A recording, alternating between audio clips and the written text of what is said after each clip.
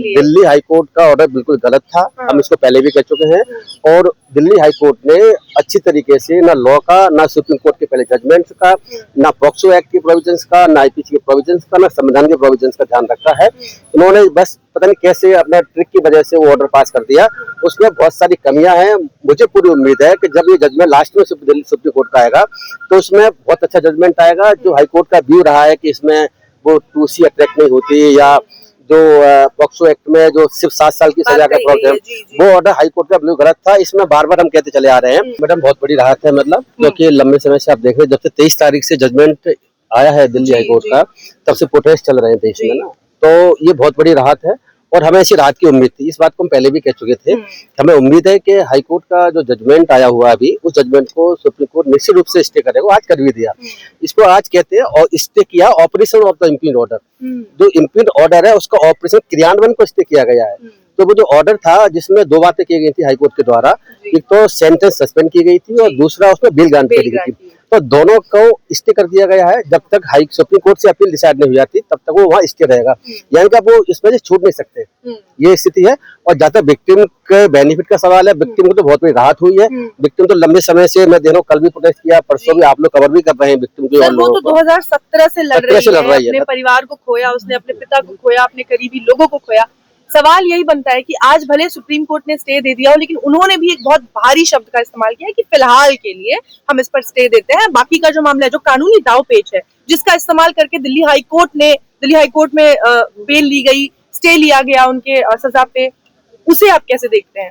देखिए ऐसा मैडम कि सुप्रीम कोर्ट का जो आपने कहा है कि इन्होंने फिलहाल की राहत है, इसे ऐसा नहीं कहेंगे। ये बहुत बड़ी राहत है क्योंकि सुप्रीम कोर्ट के अधिकार क्षेत्र में फिलहाल यही है कि जो हाईकोर्ट का ऑर्डर है जिसमें स्टे हुआ है और जो बेल हुई है, उसको सुप्रीम कोर्ट सिर्फ सुनवाई कर रही है और कोई इश्यू नहीं सुनवाई कर रही। जो अपील चल रही है वो तो हाईकोर्ट में चलती रहेगी, वो इश्यू नहीं है। तो अगर उसमें अपील में हाईकोर्ट क्या पाता है, उसके बाद सुप्रीम कोर्ट अपील दोबारा से होगी। लेकिन ये जो स्टे हुआ है तो इससे कम से कम ये स्थिति है कि वो कम से कम जेल से बाहर नहीं आ पाएगा, नंबर 1।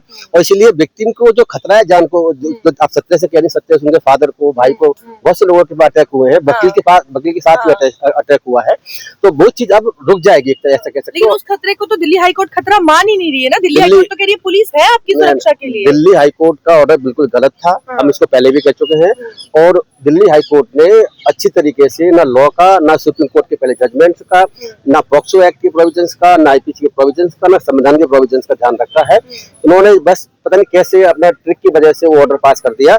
उसमें बहुत सारी कमियां हैं। मुझे पूरी उम्मीद है कि जब ये जजमेंट लास्ट में दिल्ली सुप्रीम कोर्ट का आएगा तो उसमें बहुत अच्छा जजमेंट आएगा। जो हाईकोर्ट का व्यू रहा है कि इसमें वो 2C अट्रैक्ट नहीं होती, या जो पॉक्सो एक्ट में जो सिर्फ 7 साल की सजा का प्रॉब्लम, वो ऑर्डर हाईकोर्ट का बिल्कुल गलत था। इसमें बार बार हम कहते चले आ रहे हैं कि मिनिमम सेंटेंस नहीं देखी जाती, मैक्सिमम देखी जाती है। जहां पर मैं आपको बता दूं कि सजा जो उम्र कैद किसी को दी जाती है तो 3 कैटेगरी की सजा होती है, आप समझ लीजिए। तो 3 साल तक की सजा, 3 साल से फिक्स टर्म की सजा, और एक होती है आजीवन कारावास की सजा। मतलब जहाँ 3 साल तक की सजा अगर कोर्ट सुनाती है तो वहां पर बेल तो जिस कोर्ट ने सजा सुनाई है वही कर देती है।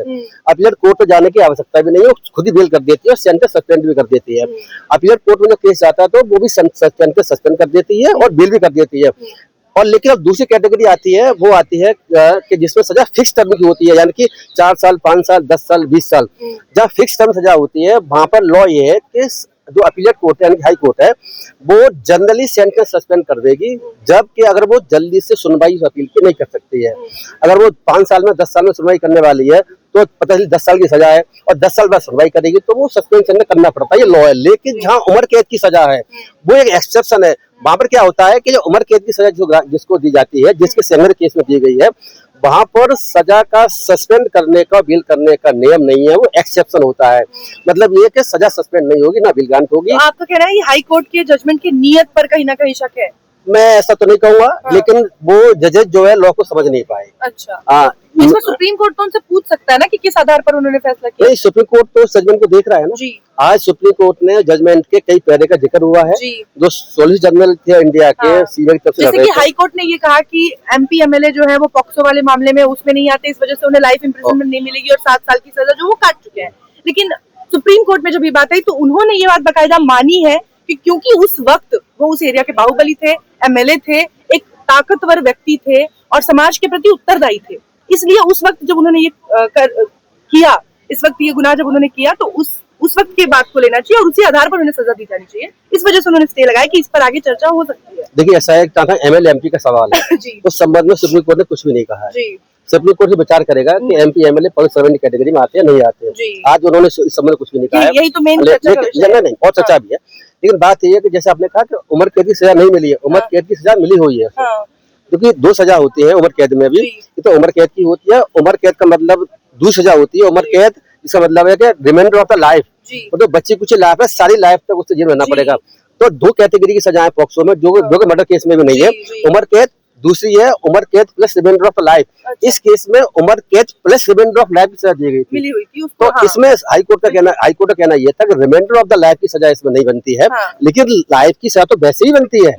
देखो रिमाइंडर लाइफ और लाइफ में कोई बहुत ज्यादा अंतर नहीं है। 302 में अभी भी सजा लाइफ इम्प्रिजनमेंट होती है, रिमाइंडर लाइफ कभी नहीं होती, वहाँ प्रोविजन है ही नहीं है।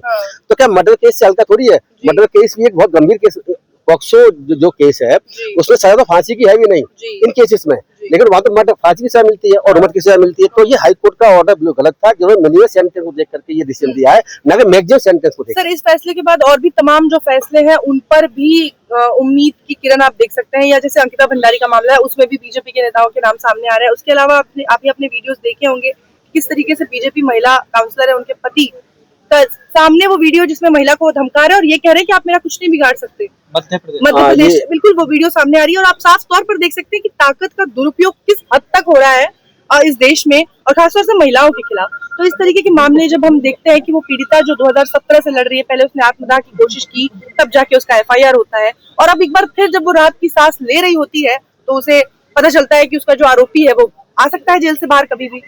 महिलाओं के लिए किस तरीके की व्यवस्था में इस वक्त हम जी रहे हैं और उसमें हमारी न्यायपालिका की भूमिका को आप कैसे देखते हैं? देखिए मैडम, ऐसा है कि जब से 2014 से बीजेपी सरकार आई है, मोदी जी आए हैं, तब से महिलाओं के संबंध में और सभी SC ST OBC और माइनॉरिटी के संबंध में आप देख रहे हैं कितनी बुरी स्थिति है।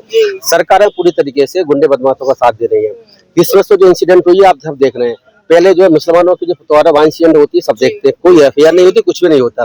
जब वुमेन्स का सवाल है तो वुमेन्स के संबंध में भी बीजेपी के MLA या कुछ और लोग जगह जगह अलग इंसिडेंटों पर दुनिया भर के ऑफेंसेस कर रहे हैं, लेकिन बड़ी मुश्किल से उसमें FIR रजिस्टर होती है। इस केस में FIR बड़ी मुश्किल से रजिस्टर हुई है। आपको बताइए, आत्महत्या जैसे आपने आत्महत्या करने की कोशिश की, मैं आपको बता दूं इसमें हाईकोर्ट के ऑर्डर से तो अरेस्ट हुई है, इलाहाबाद हाईकोर्ट ऑर्डर से। तो ये एक ऐसा केस था जिसमें पूरा प्रशासन, हाईकोर्ट ने अपने ऑर्डर में कह भी रखा है 2018 की में, पूरा एडमिनिस्ट्रेशन सरकार सारी मिली हुई है, डॉक्टर इंजीनियर सब मिले हुए हैं इसमें। तो महिलाओं के संबंध में जहाँ तक बात है, जहाँ बीजेपी के लोग अगर फंसे हुए एक्यूज हैं, तो सरकार कभी कुछ नहीं करती और करेगी भी नहीं। ये बाइस सरकार है, ये जो है बिल्कुल बाइस सरकार है। ये अगर इनके दूसरी पार्टी के लोग अगर एक बच्ची मार दें तो ये तुरंत ही उसमें मर्डर केस लगा देंगे, लेकिन बीजेपी के लोग अगर मर्डर भी कर देते हैं, रेप भी कर देते हैं, तो इनके लिए कुछ भी नहीं है, कोई कार्रवाई नहीं करते।